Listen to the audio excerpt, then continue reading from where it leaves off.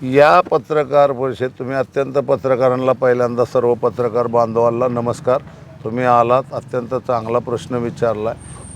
विषय असा आहे की ही पत्रकार परिषद घ्यायचं, महाराष्ट्रातल्या माझ्या बहुजनातील धनगर समाजाची दिशाभूल करण्याचं काम चाललेलं आहे, ते थांबवण्यासाठी ही पत्रकार परिषद आहे. ज्यांनी काम केलेलं आहे, ज्यांनी आत्तापर्यंत त्याग केलेला आहे, अहिल्यादेवीच्या विचाराला स्मरून आजपर्यंत जेवढी कामं केलेली आहेत, म्हणजे घाटाचा प्रश्न असू द्या, कॉलेजचा असू द्या, शिक्षणाचा असू द्या, जनतेच्या उपयोगी सर्व कामं आदरणीय दादांनी केलेली आणि दादांचं असं अपघाती निधन झाल्यामुळं त्यांचं नाव शासनाने त्या ठिकाणी दिलेलं आहे. त्यात ऐकून घ्या ना, महाराष्ट्र सरकारने ते नाव दिलेलं आहे.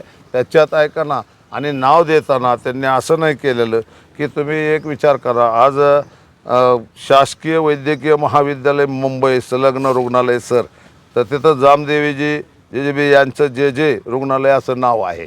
त्याच पद्धतीने बीजे शासकीय महाविद्यालय संलग्न ससून महाविद्यालय असं नाव आहे, ससून रुग्णालय. म्हणजे असं पद्धतीने आदरणीय दादांचं नाव शासकीय मुख्यमंत्री असतील ते असतील, सदर्व महाविद्यालयाला वेगवेगळं नाव, दादाचं नाव, डायरेक्ट रुग्णालयाला वेगळं नाव, अशा पद्धतीचे नाव तिथलं काय अहिल्यादेवीचं कट केलेलं नाही. आणि अहिल्यादेवी ह्या फार थोर होत्या आणि त्याच पद्धतीने त्यांची विचारधारा फुले शाहू आंबेडकरांची किंवा अहिल्यादेवींनी केलेल्या कामाची, त्या पद्धतीने आदरणीय दादांनी आजपर्यंत महाराष्ट्रभर आणि बारामती तालुक्यात कामाची व्याप्ती वाढवलेली आणि त्या पद्धतीने त्यांचं नाव महाराष्ट्र शासनाने दिलेले. त्यात समाजाचा कुठलाही ऐकून घ्या ना, म्हणजे त्या व्यत्यय किंवा अडचण किंवा भावना दुखवलेल्या नाही. यार शासनाने काढलेला आहे तो आम्हाला मान्य आहे, कारण ज्यांनी या जीव ओतून काम केलेलं आहे महाराष्ट्रात आणि अहिल्यादेवीच्या विचाराला स्फूर्ती दिलेली आहे, त्या जसं काय एखाद्या घाट असू द्या, बारवा असू द्या, धर्मशाळा असू द्या, ज्या पद्धतीने अहिल्यादेवींनी आजपर्यंत जनतेसाठी काम केलं, पाणी पुरवठा असू द्या, त्याच विचारधारांनी आजपर्यंत आदरणीय दादांनी आमच्या काम केलेलं आहे. आणि त्यांना संबोधित ऐकून घ्या, त्यांना स्मरून किंवा त्यांना खऱ्या अर्थाने श्रद्धांजली आम्ही तर देणारच होतो, परंतु शासनाने जे नाव दिलं त्याबद्दल उलट मी शासनाचा आभारी आहे आणि शासनाला शुभेच्छा देतो. त्यांनी अहिल्यादेवीच्या नावाला बाजूला सारून काही केलेलं नाही. अहिल्यादेवींचं विद्यालय म्हणून नाव आहे आणि दादांचंही नाव रुग्णालय म्हणून त्या ठिकाणी ऐकून घ्या ना दिलेलं आहे. त्यामुळं उगं काहीतरी एखाद्याची दिशाभूल करून ह्यात राजकारण आणू नये, एवढ्या मोठ्या कामात त्यांनी असे डिस्टर्ब करू नये असं माझं मत. काहीतरी उगं चर्चा करण्यात मजा नसती. हे फक्त राजकीय जे द्वेष एकमेकासाठी पसरतात, स्वतःची पोळी भाजून घेण्यासाठी असे विचार मांडतात, तसं काही मला जाणवत नाही. आणि समाज फार सुज्ञ, पहिला विषय वेगळा होता, आत्ताच्या सगळ्या आमच्या धनगर समाजाच्या घरात मुलं ग्रॅज्युएशन झालेले आहेत, सुज्ञ आहेत. त्यामुळं कुठंतरी एखाद्या गोष्ट भूषणराजे जरी बोलत असतील तर मी त्यांना सांगतो की आपला समाजासाठी काय त्याग आहे आणि आदरणीय दादांचा काय त्याग आहे याचा जरा विचार करावा. नाही, मी सर्व धनगर बांधवाला सांगतो की ही चालेले नाव दिलेलं आहे ते अत्यंत योग्य आहे. आपल्या मातेचं अहिल्यादेवीचं नाव तिथून काय कट केलेलं नाही आहे. आदरणीय जसे एखादं ऐकून घ्या, आज मी तुम्हाला एक छोटंसं उदाहरण बारामतीतलंच देतो.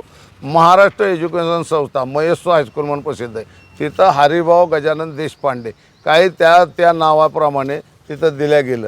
म्हणजे काय, महाराष्ट्र एज्युकेशन संस्थाचं नाव खोडलं गेले का MS त्या पद्धतीने बीजे मेडिकलचं दिलं आणि ससून रुग्णालय, हे अशा पद्धतीने एखादी दिशाभूल करण्याचं काम काही लोक करत आहेत. ते बरोबर नाही. समाजाला माझ्या महाराष्ट्रातल्या आव्हान आहे की एखादी थोर व्यक्ती अहिल्यादेवीचे विचार घेऊन पुढं चाललेले असेल आणि त्या पद्धतीने त्यांची कृती असेल तर त्यासाठी त्यांनी उगं व्यत्यय आणि समाजात दिशाभूल करू नये. सर्वप्रथमतः राजमाता अहिल्यादेवींना वंदन करतो आणि आदरणीय अजितदादा पवार साहेबांच्या स्मृतीला स्मरण करून एकच मुद्दा या ठिकाणी मांडायचा आहे. अहिल्यादेवी होळकर रुग्णालयावरती मी स्वतः त्या ठिकाणी विश्वस्त म्हणून कार्यरत आहे. आत्ताचा जो महाराष्ट्र शासनाने GR काढलेला आहे तो अहिल्यादेवी राजमाता अहिल्यादेवी होळकर वैद्यकीय महाविद्यालय याला कुठल्याही पद्धतीचा धक्का न लावता, त्यांच्या अस्मितेला धक्का न लावता जो उपचार केंद्र त्या ठिकाणी होणार आहे, संलग्न असणारे, त्याला स्वर्गीय अजितदादा पवार यांचं नाव दिलेलं आहे. त्यासाठी अतिशय तालुक्यातल्याच नव्हे तर संपूर्ण महाराष्ट्रातल्या जनतेने त्याचं उत्स्फूर्तपणे स्वागत केलेलं आहे. विशेषतः तालुक्यातले सर्व प्रमुख बांधव या ठिकाणी जमलेले आहेत. त्यामध्ये गैर आणि वेगळं असं काही नाही. ही संकल्पनाच महाविद्यालय आणण्याची स्वर्गीय अजितदादा पवार साहेब यांची होती. वेदनामुक्त समाज करायचा, शेतकरी बांधवांना त्या ठिकाणी अतिशय माफक दरामध्ये उपचार द्यायचा आणि अशा पद्धतीची सेवा ह्या तालुक्याची आणि जवळपास पुणे जिल्ह्याची करायची, ग्रामीण भागाची, ह्या संकल्पनेतनं ते शासकीय रुग्णालय उभा झालेलं आहे. आणि त्यासाठी अजितदादांनी प्रचंड मोठे कष्ट घेतलेले आहेत. हजारो कोटी रुपयाचा निधी आणलेला आहे आणि आज ते रुग्णालय अतिशय वेदनामुक्त करण्यासाठी कार्यरत आहे. अतिशय चांगल्या पद्धतीचा उपचार त्या ठिकाणी मिळतो. टेस्ला कंपनीसारखं मशीन त्या ठिकाणी MRIचं अतिशय माफक दरामध्ये लोकांसाठी उपलब्ध आहे. आणि इतकं चांगलं व्यवस्थित चाललेलं असताना जो विकास पुरुष होता, जो आपला नेता होता, तेच यामधून निघून गेल्यामुळं त्यांचं नाव दिलं तर वास्तविक पाहता सर्वांनी उत्स्फूर्तपणे त्याचं स्वागत करायला पाहिजे. ही वेळ येणे आणि याच्यावर स्पष्टीकरण द्यायला वेळ येणं हीच मुख्यत्व वेदना देणारी आणि दुःखदायक अशी गोष्ट असं आम्ही समजतो. विशेष याचं राजकारण न करता अतिशय खुले मनाने आपण सर्वांनी याचं स्वागत करावं अशी मी त्यांना, सर्वांचाच गैरसमज झालेला असेल काही लोकांचा, तर त्यांना मी विनंती करतो. नाही, काय वस्तुस्थिती आहे, मगाशी माझ्या अगोदरच्या वक्त्यांनी नाना असतील, बाळासाहेब असतील किंवा अविनाशराव असतील, यांनी सगळ्यांनी खुलासा केलेला आहे. वास्तविक पाहता तुम्हा सर्वांना माहिती आहे की बारामतीचा विकास करत असताना बारामतीचा विकास हा सर्वांगीण झाला सर्व क्षेत्रामध्ये. परंतु एक बारामतीकरांमध्ये उणीव होती की मेडिकल कॉलेज, सगळे शिक्षण म्हणजे बारामतीत मिळू शकतं, पण मेडिकल कॉलेज आपल्याकडे नाही. ज्यावेळी दादांना शासनामध्ये काम करण्याची संधी मिळाली त्यावेळी दादांनी संधीचा फायदा घेऊन त्या ठिकाणी हे मेडिकल कॉलेज आणण्याचा प्रयत्न केला.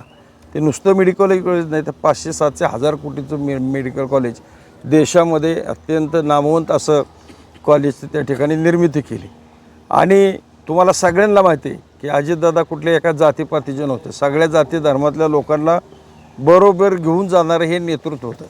आणि ते नेहमी आदर्श अहिल्यादेवींचा समोर ठेवत होते की अहिल्यादेवी एक महिला असताना त्यांनी संपूर्ण देशामध्ये एवढा सर्वांगीण विकास करण्यासाठी प्रयत्न केला, त्याचा नेहमी ते आदर करायचे. आणि तशा पद्धतीनं सर्व शैक्षणिक असेल, आरोग्य असेल, पिण्याचं पाणी असेल, लाईट असेल, या सगळ्या बाजूनी करत असताना महाविद्यालय झालं पाहिजे हे त्यांचं स्वप्न होतं. आणि त्या महाविद्यालयाला अहिल्यादेवींचं नाव देण्यासाठी ज्यावेळी प्रस्ताव आला त्यावेळी मनाचा मोठेपणा दाखवून अजितदादांनी त्या ठिकाणी ते स्वीकारलं. आणि आज ही अहिल्यादेवी, पुण्यश्लोक अहिल्यादेवी होळकर महाविद्यालय म्हणून नाव आहे.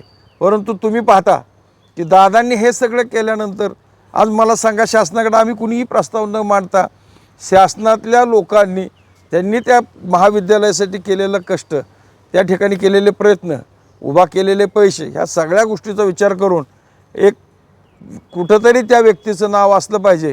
आणि म्हणून अहिल्यादेवींच्या नावाला कुठंही हात न लावता त्याचे जे काय आता पोट विभाग त्या ठिकाणी आरोग्याचे नवीन विभाग सुरू केलेले आहेत, त्या आरोग्य विभागाला अजितदादांचं त्या ठिकाणी नाव दिलेलं आहे. आणि तुम्ही पाहिलं असेल अनेक महाराष्ट्रामध्ये अशा ह्या सगळ्या मोठ्या नेत्यांचे किंवा मोठ्या छत्रपती शिवाजी महाराज असतील, संभाजी महाराज असतील किंवा अहिल्यानगर असेल किंवा कर्तव्यवान पुरुष डॉक्टर बाबासाहेब आंबेडकर असेल, अशा ह्या लोकांचे पूर्वीच्या नावाच्या पुढं नामकरण त्या ठिकाणी अनेक ठिकाणी केलेलं आहे. आणि तशा पद्धतीनं कुठंही अहिल्यादेवींचा अवमान न करता हे नाव दिलेलं आहे. मी उलट समाज बांधवांना विनंती करीन की राजकारण हे आम्ही नेहमीच करत असतो, निवडणुका येत असतात, निवडणुका जात असतात, परंतु चुकीचा मॅसेज समाजामध्ये देऊन समाजामध्ये एखाद्या व्यक्तीच्याबद्दल द्वेष मनामध्ये निर्माण करणं ही खूप मोठी चूक आहे. तसं करू नये. सर्वांनी वस्तुस्थिती समजून घेतली पाहिजे आणि कुठले मोर्चे काही आंदोलनं करू नयेत अशी मी सर्व समाज बांधवाच्या वतीनं त्याही आमच्या भावांना विनंती करतो की आपण कुठले आंदोलन उभा न करता जे काही सरकारने JR केलेलं आहे त्याला सगळ्यांनी मान्यता द्यावी आणि असंच सगळ्यांनी एकत्र राहून पुढं जावं, एवढीच मी या ठिकाणी विनंती करेन. सर्व पत्रकारांचं या ठिकाणी स्वागत करतो. सर्व मान्यवरांना या ठिकाणी धन्यवाद देतो की अजितदादांच्या पाठपुराव्यामुळं, अजितदादांच्या मेहनतीमुळं बारामतीमध्ये शासकीय वैद्यकीय महाविद्यालयाची त्या ठिकाणी स्थापना झाली आणि महाविद्यालय त्या ठिकाणी उभं राहिलं. आणि नंतर 31 मे 2023 या दिवशी शासनाने एक शासन निर्णय काढून त्या विद्यालयाला पुण्यश्लोक अहिल्यादेवी होळकर शासकीय वैद्यकीय महाविद्यालय असं नाव दिलं. आणि खरं तर संपूर्ण बारामतीकरांनी नाही तर महाराष्ट्रातील सर्व जनतेने त्या नाव दिले कॉलेजला जे नाव दिलं त्याचं समाधान व्यक्त केलं, सर्वांनी कौतुक केलं. 28 जानेवारीला दादांचा त्या ठिकाणी मृत्यू झाला. संपूर्ण महाराष्ट्र त्या ठिकाणी दुःखामध्ये बुडाला. बारामतीकरांच्यावरती फार मोठं संकट उभं राहिलं. मात्र दादांच्यामुळेच बारामती उभी आहे, दादांच्यामुळेच सर्व कार्यकर्ते उभे आहेत अशी एक भावना कार्यकर्त्यांच्यामध्ये असताना कार्यकर्त्यांनी संपूर्ण बारामतीमध्ये ज्या संस्थेला दादांचं नाव देता येईल, ज्या कोणत्या ठिकाणी दादांना नाव देऊन दादांना एक श्रद्धांजली देता येईल अशा प्रकारचा कार्यक्रम हाती घेतला. आणि दादांचं पार्थिव आपणा सर्वांना माहिती आहे की शेवटच्या वेळेला मेडिकल कॉलेजलाच होतं, मेडिकल हॉस्पिटलमध्येच होतं. मग त्या हॉस्पिटलमध्ये सुद्धा दादांचं काय नाव देता येईल का अशा प्रकारची एक तपासणी केली असता कॉलेजला नाव अहिल्यादेवींचंच राहील, मात्र रुग्णालयाला दादांचं नाव देता येईल अशा प्रकारची एक विचार पुढं आला. आणि मग तो महाराष्ट्र सरकारच्या विचारा पुढं गेल्याच्या नंतर महाराष्ट्र शासनाने 2 मार्च 2026 रोजी त्या रुग्णालयाला स्वर्गीय अजितदादा पवार रुग्णालय असं नाव दिलं. खरं तर हा जार निघत असताना, शासन निर्णय निघत असताना महाराष्ट्र सरकारची संपूर्ण चर्चा झाल्याशिवाय, कारण महाराष्ट्र सरकार असं कधीच करत नाही की एखाद्या महापुरुषाचं नाव रद्द करून दुसऱ्या एखाद्या व्यक्तीचं नाव देणं, असं कधी होत नसतं. विद्यालयाला नाव, महाविद्यालयाला नाव पुण्यश्लोक अहिल्यादेवींचंच आहे, रुग्णालयाला नाव दादांचं आहे. अतिशय व्यवस्थित असं नामकरण महाराष्ट्र सरकारच्या वतीनं करण्यात आलेलं आहे. म्हणून मी तमाम धनगर समाजाच्या वतीनं, तमाम बारामतीकरांच्या वतीनं महाराष्ट्र सरकारच्या सध्याचे मुख्यमंत्री देवाभाऊ यांचा हार्दिक असा आभार व्यक्त करतो. संपूर्ण कॅबिनेटचं त्या ठिकाणी आभार व्यक्त करतो. आणि समाजामध्ये जो गैरसमज त्या ठिकाणी, अफवा त्या ठिकाणी पसरलेले आहेत चुकीच्या की अहिल्यादेवींचं नाव रद्द केलं तर असं काही झालेलं नाही. आपल्यासमोर दोन्ही जार आहेत. 31/5/2023चा सुद्धा जार पहा, 2 मार्च 2026चा सुद्धा जार पहा. अजिबात कुठेही सरकार चुकीचं करत नसतं. सरकारला समाजाचे समतोल साधायचा असतो, समाजामध्ये कोणत्या प्रकारची हानी होणार नाही याचा विचार सरकार करत असतं. हे नाव काय कुठल्या बारामतीकरांनी दिलेलं नाही, सरकारने दिलं आहे. याचा विचार करून सर्व धनगर समाज बांधव इतर जे आता त्या ठिकाणी आंदोलन करण्याच्या तयारीत आहेत त्यांना विनंती आहे की त्यांनी सुद्धा देवेंद्र फडणवीस साहेबांची भेट घ्यावी, त्यांना हे दोन्ही जार दाखवावेत आणि त्यांच्याकडूनच ते समजून घ्यावा आणि आंदोलन जे करायचं ते रद्द करावं, थांबावं ही विनंती करतो. धन्यवाद.